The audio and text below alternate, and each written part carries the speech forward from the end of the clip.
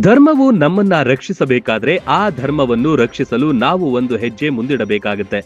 ಈ ಸಲುವಾಗಿ ಹಿಂದೂ ಧರ್ಮದ ರಕ್ಷಣೆ ಹಾಗೂ ಮಹತ್ವವನ್ನು ಹರಡಲು ರಾಜ್ಯದಾದ್ಯಂತ ಎಲ್ಲೆಡೆ ಹಿಂದೂ ಧರ್ಮ ಸಮಾಜೋತ್ಸವ ಕಾರ್ಯಕ್ರಮಗಳು ಅದ್ಧೂರಿಯಾಗಿ ಜರುಗುತ್ತಿವೆ.